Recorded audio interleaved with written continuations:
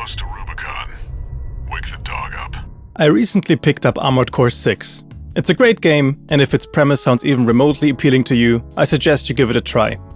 Anyway, I'm not here to review the game, but rather talk about a topic that I think is interesting for both sound designers and regular players. I call it sound design readability. Whenever I start playing a new game and listen a bit to its sound design, I usually take a look at how other people perceive it. When doing the same for Armored Core, I quickly stumbled upon quite a few posts complaining about that the game's sound design is weak, muffled, and generally doesn't represent the large-scale intensity you would expect from clashes between huge mechs battling it out with oversized weaponry. Before I give my 2 cents to this, let's first have a listen.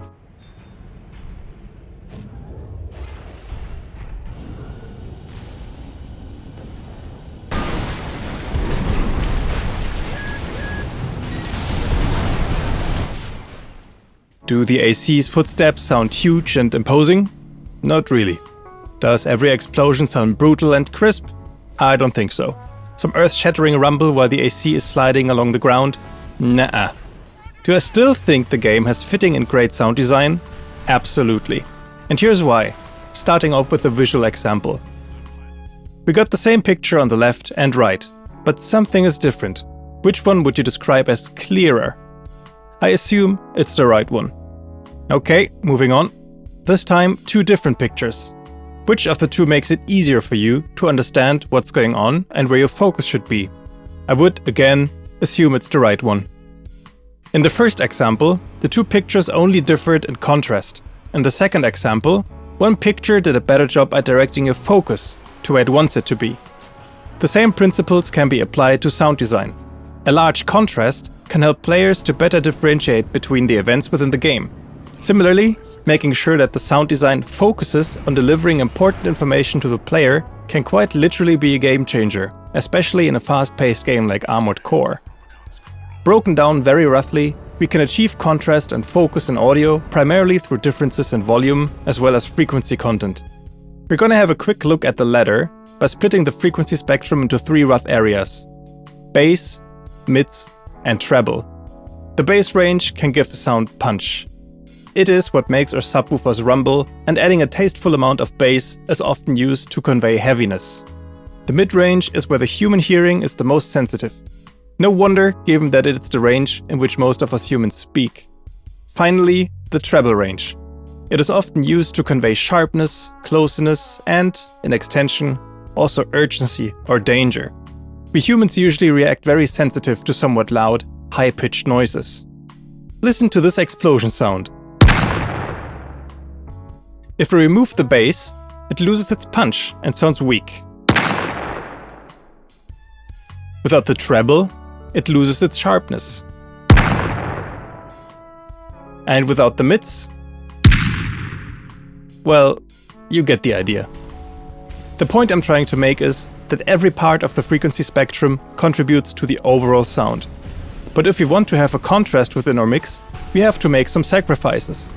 If every sound is beefed up, loud, and takes up the whole frequency spectrum, we end up with an indistinguishable mess in which each sound fights for the player's attention. Its sound design becomes unreadable. And this is where Armored Core shines, avoiding sound design unreadability. Above all else, it is a fast-paced mech fighting game, and its sound design reads accordingly. The reason why mech movement, weapons, and even explosions sometimes seem to be treated almost like background elements is because they pretty much are. The center stage of the game's sound design is primarily taken by all the elements that reinforce the gameplay loop and convey time-critical information. For example, when an enemy is about to use a powerful attack, we hear this. When we destroy an enemy, this. And when we lock onto a target, this. You might have noticed that all these sounds are pretty high-pitched, somewhat alarming, and in the treble spectrum, which makes sense, given that they are supposed to immediately grab our attention. But the reason why they work so well in the game is not only that they sit in this treble frequency range.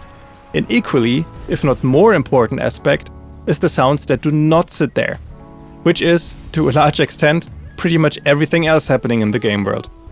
I mentioned earlier that we have to make some sacrifices in order to create contrast and focus in our soundscape. One of Armored Core's main sacrifices is that it reserves quite a bit of its focus and treble space for these critical UI sounds, in return shelving off the crispness and presence of things such as mech movement, gunfire, and explosions. This sound design philosophy extends to other areas as well, and a great example are weapon reloads. Pretty much all of them are extremely dull, with barely any treble frequency content. This way, the reloads will never be mistaken for a more important sound, such as a weapon, the destruction of an enemy, or the aforementioned sound cues. In conclusion, could some sounds in Armored Core use a bit more oomph or presence? And would it still work with less contrast between the elements it focuses on and other sounds? Maybe. And I guess that's also a matter of personal taste. But is Armored Core sound design a great example of putting a huge emphasis on readability and making it work flawlessly? Absolutely. So, if you're a sound designer, it might be worth looking at the greater picture of your soundscape and checking whether it would benefit from more contrast and focus. And if so, which sacrifices you'll have to make to achieve this. And if you're a player with a keen ear for audio, it could be a fun challenge to check your favorite games and try figuring out what their soundscapes focus on, why they sound the way they do. But that's it for today. So, thanks, and have a good one. By the way, whenever Air speaks, you can hear a high-pitched sound dropping in pitch in the background. Walter! Sorry, I know you'll not be able to unhear it now. Bye.